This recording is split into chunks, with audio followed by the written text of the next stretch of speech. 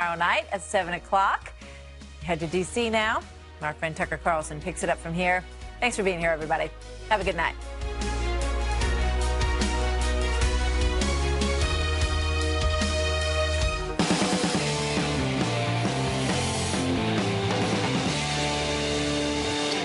Well, good evening and welcome to Tucker Carlson Tonight. The FBI has conducted a number of politically sensitive investigations in the past couple of years, and no single agent has been more closely involved in more of them than Peter Strzok.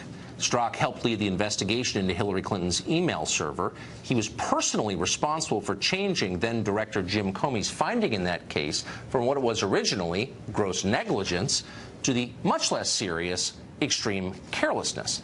Strzok went on to sign the order launching the federal investigation into collusion between the Trump campaign and Russia, the one that has paralyzed the federal government for more than a year, even as has dramatically boosted the ratings at a number of progressive cable channels. Strzok also oversaw the interview of Michael Flynn at the White House, the one that led to felony charges against the former national security advisor. And until August, Strzok was a central member of Robert Mueller's independent counsel investigation. Like Zelig, he's everywhere.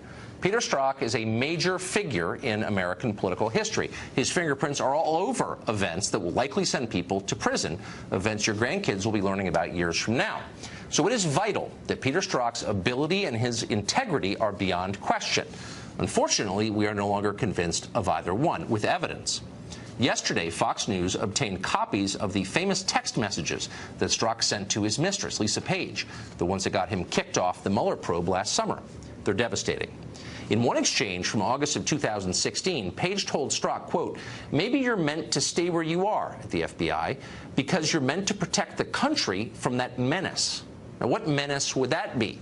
Well, just days before, Strzok had signed off on the start of the FBI's investigation into ties between Russia and Donald Trump. Later that month, Strzok texted this to Page, quote, "I want to believe the path you threw out for consideration in Andy's office, that there's no way Trump gets elected, but I'm afraid we can't take that risk. It's like an insurance policy in the unlikely event you die before you're 40. Now, the Andy in question apparently is Deputy FBI Director Andrew McCabe.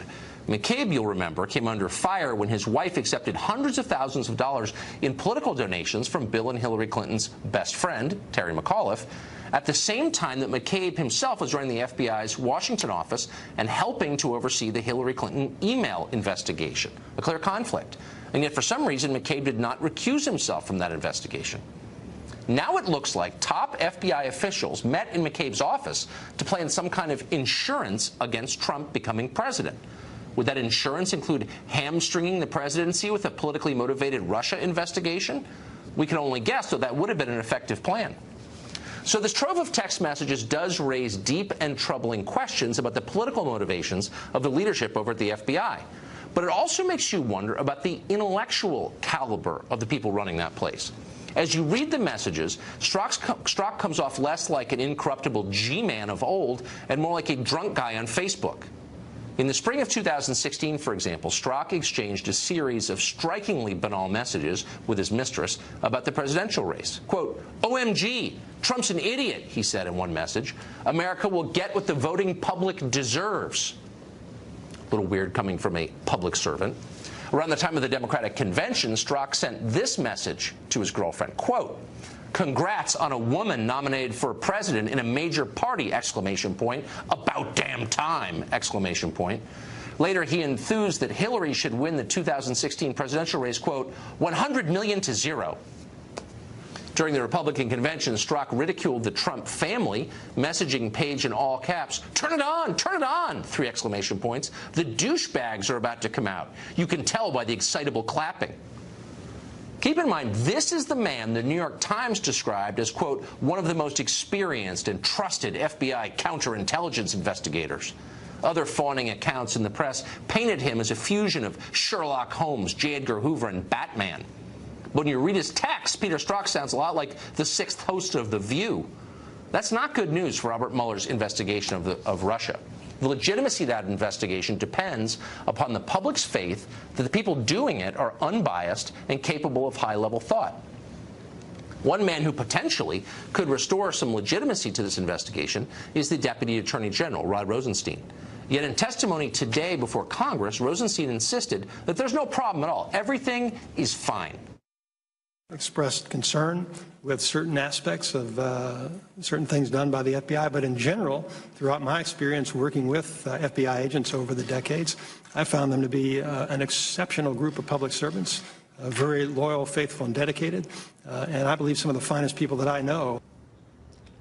Rosenstein went on to say he has total confidence in Robert Mueller. It would be very difficult, Congressman, for anybody to find somebody better qualified for this job. Director Mueller has, throughout his lifetime, been a dedicated and respected and heroic public servant. He, after college, volunteered to serve as a Marine in Vietnam. He's a Vietnam veteran? Okay, so is Roy Moore. That's an impressive resume point. Obviously, America thanks him for his service. But what does it have to do with the question? Nothing, of course. It's a non sequitur. Worse than that, it's misdirection. Nobody's attacking Mueller as a man or questioning whether he'll make it to heaven in the end. Instead, the question is, why did Mueller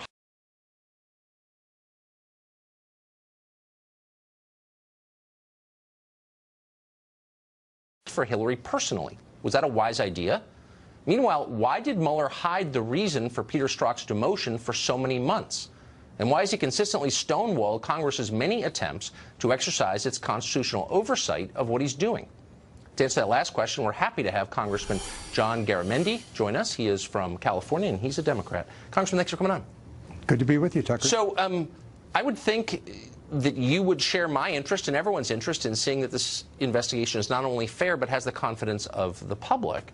Exactly right. Yeah, exactly right. So given that we now know that Peter Strzok was a seething partisan, does it bother you that he had a hand in so many key investigations in the last 2 years? As near as I can determine, the current FBI director is also a partisan. He's a Republican. He's given a substantial amount of money to the Republican causes around.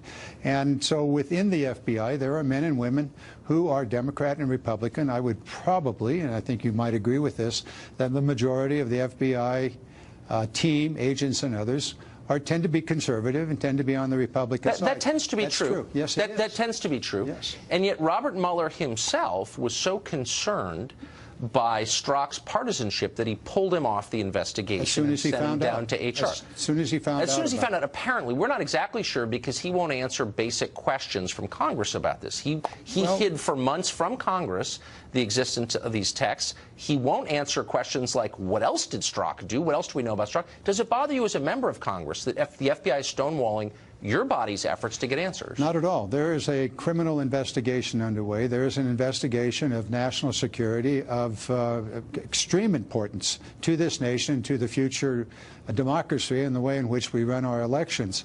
And we ought not be in any way slowing down, harming, or stopping, or rather, in one way or another, causing that investigation to not go forward.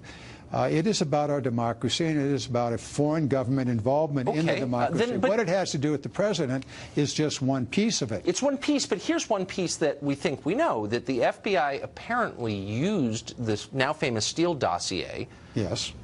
In order to inform its investigation, yes. And it perhaps may have paid for that dossier. Now, that's something that already happened. You're not going to be affecting the investigation by getting an answer to that question. The FBI will not answer the question, did they pay for that dossier? To what extent did they use it? It's been discredited, as you know. Why doesn't your body have the right to know that? I'm confused. Well, whether they did or did not, the question begins with what is the dossier? The dossier has been a template for the investigations. It turns out that much of that dossier has already proven to be accurate and correct. It was important enough that the entire intelligence community looking at it informed the president that it existed so that the president would know that these issues are out there and that they were being... Where'd that information come from, the information you just described as important and central to this investigation? Do you know where it came from? It came from Russian intelligence in part. Does that bother you? You mean the information in the dossier that you just said informed the investigation. So the claim is Russian intelligence influenced our election. You just said that the dossier provided in part by Russian intelligence influenced this investigation. Why wouldn't that bother me as a citizen? Apparently, and we do not yet know where all of that information came from, but we know that it came from an individual who was involved in the British intelligence services, was years, perhaps 3 decades, 3 decades working on the Russian portfolio. So he knew what was going on. He had his contacts, some of whom were willing to talk to him, apparently Russians and others. So he put together the dossier. The dossier becomes an extremely important part of what has happened. It is informative. But you don't see this as a problem? Wait, hold on. Your concern, which I think is a fair concern, is that a foreign government may have influenced our election. Well, we do know, at least by the intelligence agencies, that they did. Okay, but we know that that dossier came in part from a foreign intelligence service, and the U.S. government may have paid for part of it. So why isn't that vital information? Why wouldn't you be calling the FBI today and say, what? You paid money for information from Russian intelligence? No. Tell us. No. The information came from Mr. Steele, a retired British intelligence agency. And where do you think he got it? He got it from a variety of sources, some of whom were undoubtedly Russians, either in Russia or maybe in the government. And that information provided by the Putin government influenced a U.S. investigation into a sitting president. So you just described... Well, I think you are way out on a limb here. No, I'm not at all. These are publicly available facts. You're saying that that's okay, that information from Russian intelligence is influencing an investigation of the president. That seems like a big deal. Back up a bit. We know from our intelligence agencies, who undoubtedly got information from their sources in Russia and other places, that the Russian government attempted to and in fact did engage in influencing the American presidential election.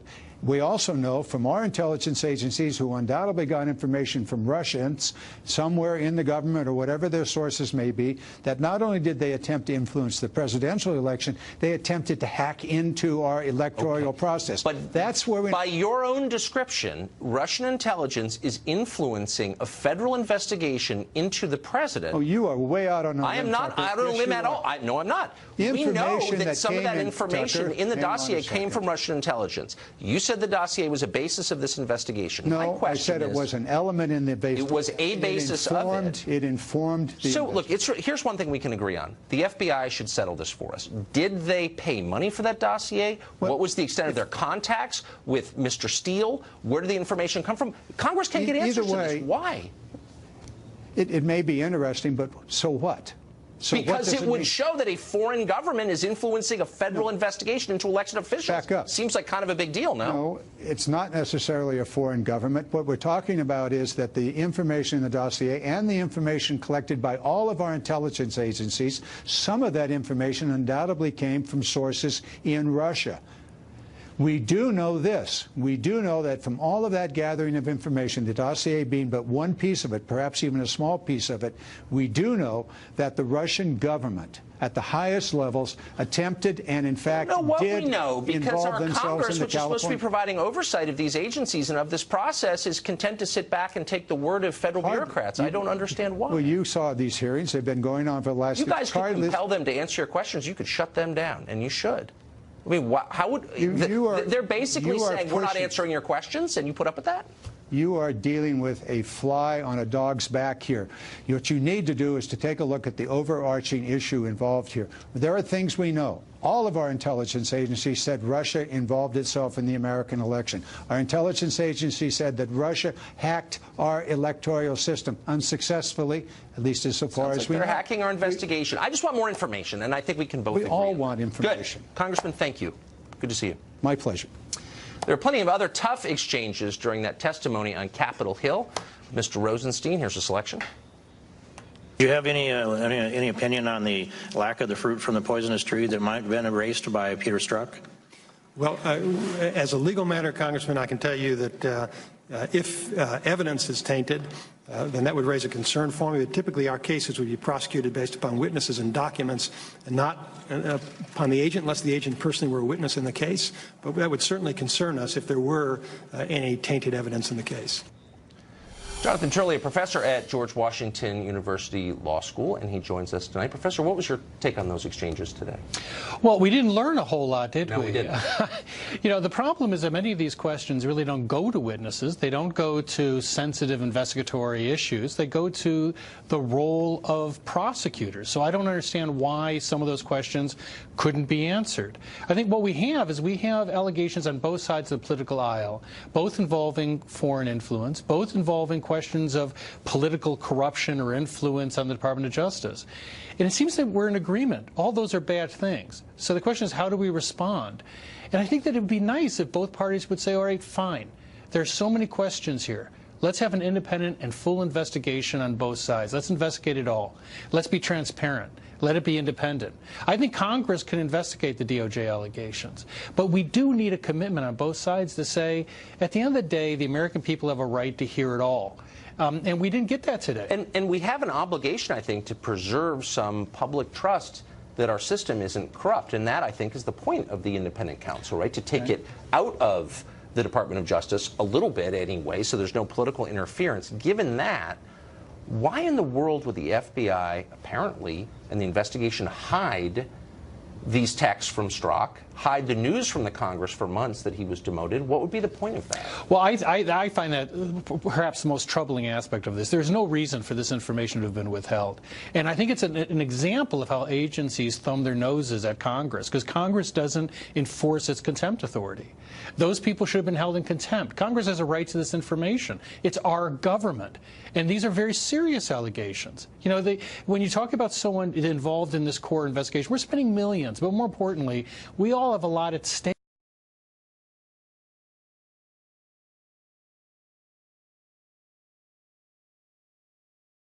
Did the right thing. So yeah. It turns out he has this guy, very high-level FBI official, Strzok, who stepped outside the lines pretty dramatically, and he demoted him and sent him down to the HR department. Why would he be uncomfortable telling Congress of that? It does shake your faith. It suggests there's something else going on. I think that's exactly right. I think that they fueled a lot of this narrative, a lot of these concerns. The only way to sanitize this is with exposure to sunlight. And they are resisting the disclosures that they need to have been made. Some of these texts are deeply disturbing. Some of it's just stupid. You know, having major justice officials go to the campaign party of one of the two major candidates is just stupid. Well, it's especially weird. I mean, the congressman we just talked to, I thought, made a fair point, which is a lot of these people have political opinions, and that's right. Okay. It doesn't mean they can't do their jobs right. But if you're an independent counsel and you're under intense public scrutiny and you hire 9 out of 15 investigators who are donors to the other candidate in the last election, one of whom worked for... You're a law professor here in Washington. Is it impossible to find competent investigators who didn't just donate to the other team's political campaign? Look, you can walk out in any corner in D.C., throw a stick, and hit 20 competent lawyers. You could hit 100 more that are not competent, but you can hit a lot of competent ones. There's no need to come up with a list that can be challenged. Mueller began this with the criticism of some of us. I thought Mueller's appointment was a mistake. I think he's going to do a fair job. I think he's going to, at the end, he's the special counsel who's going to say that. But his connection to Comey, and more importantly, his interviewing for Comey's job, it really baffled me that he'd even be on the list. You would think that after that start, he would sanitize this team, which he obviously didn't. You think so? Because public faith is at stake here. I think it is. Thank you, Professor. Good to see you. Thank you. More evidence of flubs, failures, foul play keep piling up at the FBI, as we said, shaking the public's faith. The agency does not believe it should submit to oversight of Congress or anybody else. Why is that? We'll investigate next.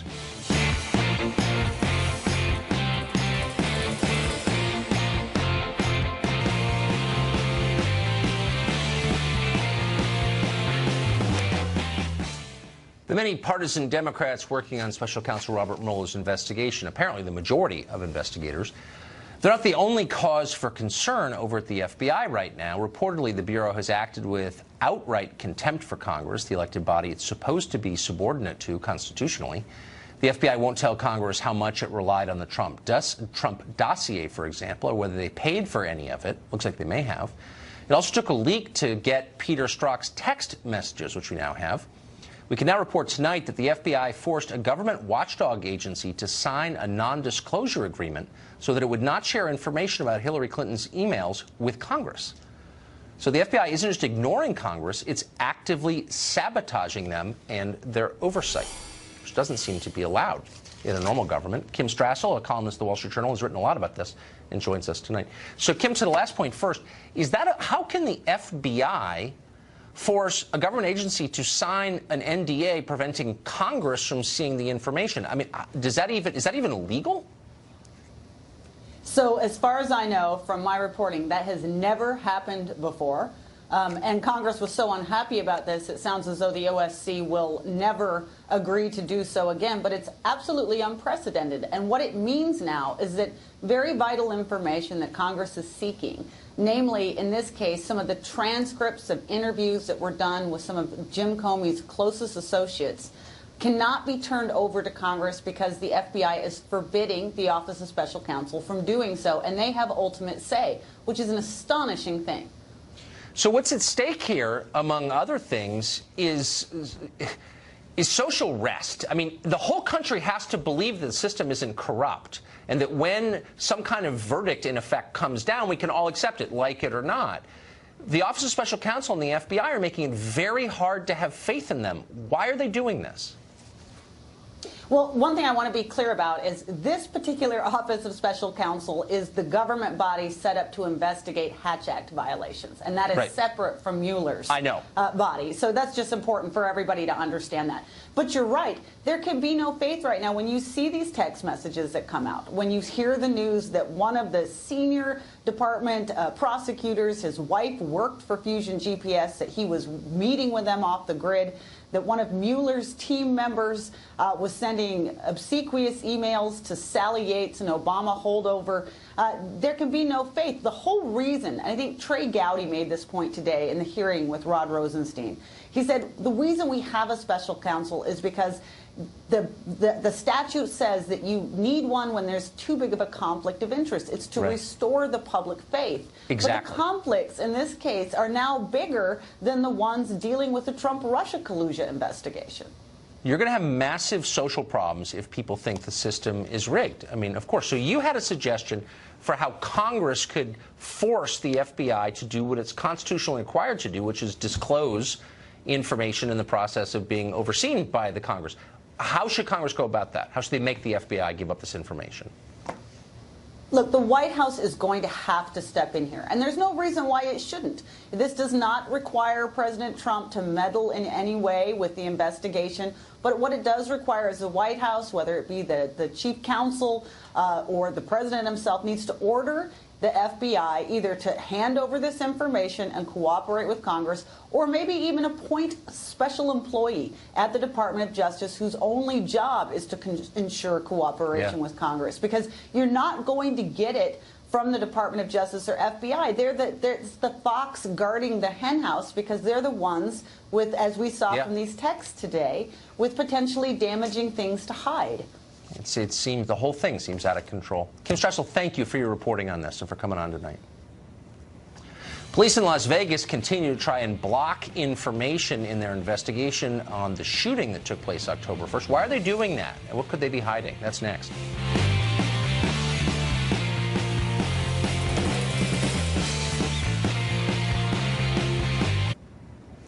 Got another update tonight on the investigation into the Mandalay Bay shooting from October 1st. Las Vegas police have announced that they are seeking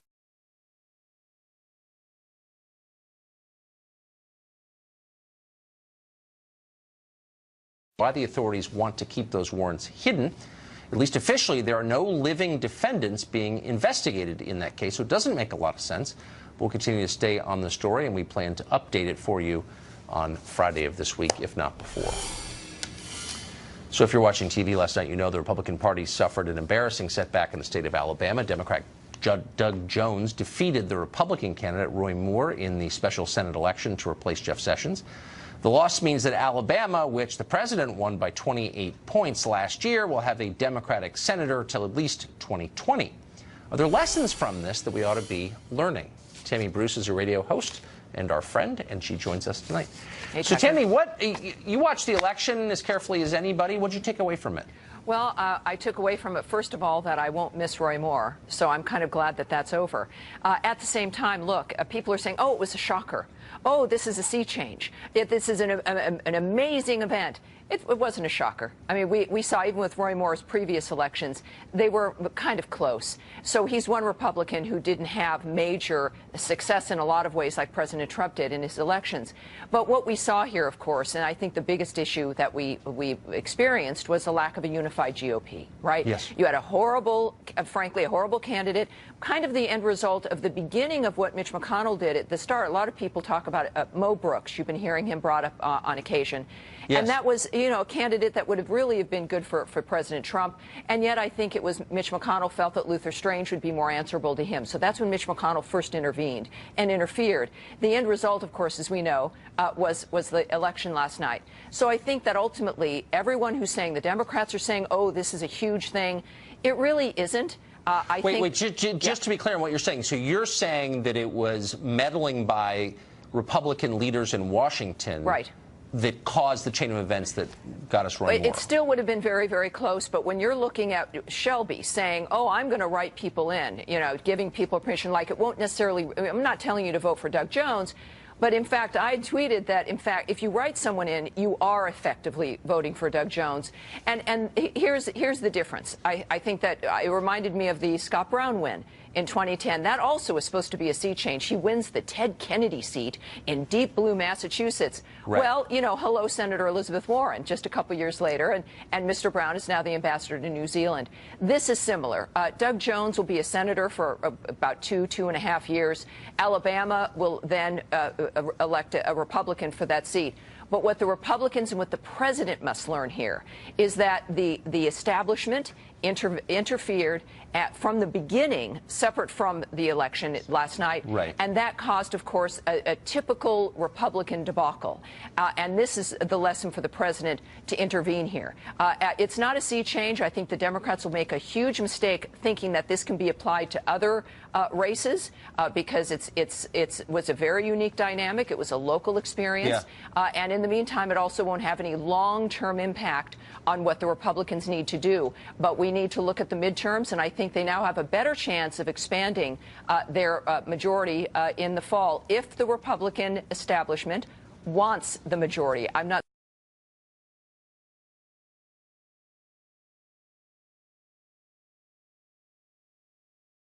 Harvard University, which is a highly impressive place you would have had no chance of getting into, has offered a groveling apology for what is now a grave sin on that campus.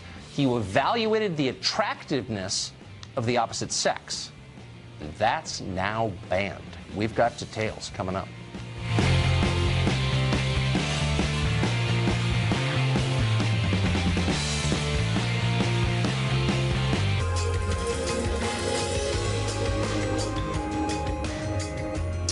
In a recent piece for the Harvard Crimson, which is a school newspaper but considers itself so much more, graduate student Daniel Hanrahan reproached himself for what is now a sinister crime.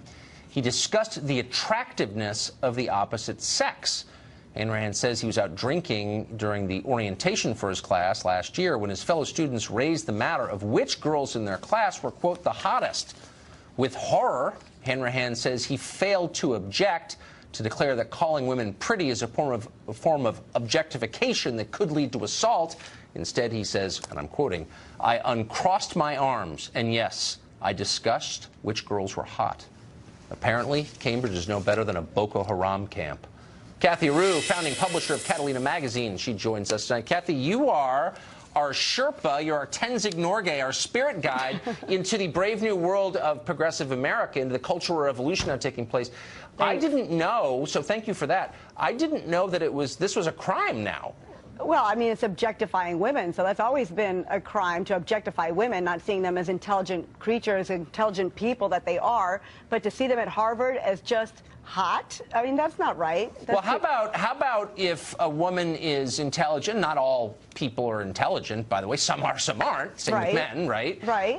But is it okay to acknowledge that you find someone attractive, or is that, as Mr. Hanrahan suggests, a form of assault? Well, he felt that it was wrong because they had a group of guys sitting around and they weren't talking about how intelligent and wonderful these women are. They were talking about their physical attributes and that they were ranking them on a scale of 1 to 10 according to how hot they were. And he felt it was wrong. He felt that he was objectifying women, and he felt that he was creating and helping a culture of rape, he said, on the campus of Harvard. So. But they weren't raping people, were they? Weren't they just saying which girls they found attractive? They have a high incidence of rape. They have a high incidence of objectifying women, and 30% of women graduate from Harvard saying that they're victims of sexual assault. Right, but so okay, it is a problem at Harvard. There is a problem. I don't know where you got those stats, but I mean, in this specific case, these men weren't planning to go out and assault anybody. Weren't they just saying, like, I find this girl attractive? Do you? Well, we don't know what these men did. Right? We don't know what they did, but we do know that men were behaving badly and are behaving badly at campuses around the country. And now we find out that at Harvard, these guys are speaking inappropriately about women, and that saying is wrong. Which ones they find attractive. So is this a transferable crime? I mean, if a bunch of women are sitting around and they say, you know, I think that guy is kind of attractive, or I think he's hot, or whatever. Women are not the ones. They're not the ones committing the rapes. So they're allowed to say that. Well, women aren't harming anyone. So sure, if women aren't harming anyone, that there is no problem that women do this. But if men are actually harming women, which we know they are, then yeah, that is a problem. So because some men harm, because I'm just trying to get the standards here, as I always do when you come on, just trying to figure out the new rules. All right, America's, you know, very different from what it was last week. So because some men harm women, no men are allowed to say they find any woman attractive, but because no women harm men, all women are allowed to say they find men attractive. Is that the rule? It's very rare for men to be objectified and go through experiences like sexual assault. That's just a fact. But women am I right? Is that the rule? Look, the rest of us are looking on, especially those of us over 40, looking on in horror. We see the country changing. We have no idea who makes these rules. It's changing for the better. Maybe so, but changing, and change is hard. And whoever makes these rules, like, no one gets a heads up about what the new rules are. They just kind of appear, and then you're held to account on the basis of those rules. So I'm just trying to get from you an accounting of what the rules are so I don't break them.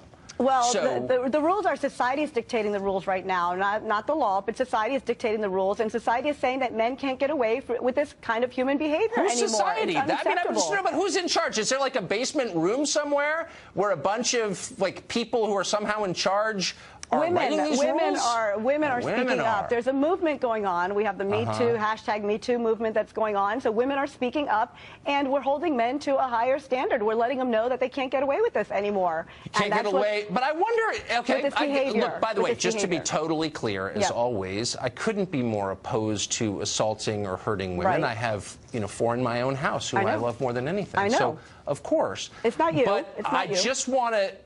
I wonder if you've thought this through. I mean, so if it's now a crime to think or say that a woman's attractive, do you feel like maybe you or women in general might lose something in a society where men were too afraid to say they thought you were attractive? It's not right to objectify a woman. It's not right to see a woman only as an attractive human being. These guys at Harvard were not sitting around. What if you say, I respect you in many ways, but I also find you attractive? But that's not what this op-ed writer said. He said he felt wrong. He wanted to speak up, and instead he helped these guys treat these women like they were lesser. Let me just drop all the pretense and ask you a totally honest question, man to woman. What? You have a little bit of contempt for this guy, don't you? Here he is. He didn't do anything wrong. He didn't assault anybody. He's filled with self-hatred because he said he thought a woman was attractive. You can't respect a man like that. I mean, let's be honest. He didn't say that he found a woman attractive. He was sitting around drunk with a bunch of guys who we don't know what they did the next day, and they were saying that women were hot on a scale of 1 to 10. Ooh, so, women were hot. Whoa. All right. We don't know what they did. Yeah, let's call the police. Kathy, thank you. Thank you. So instructive. More key players in the rise of Facebook are admitting that their website is destroying this country. We're not exaggerating. They're admitting that now. Can we fix it? And what exactly are they saying? That's next.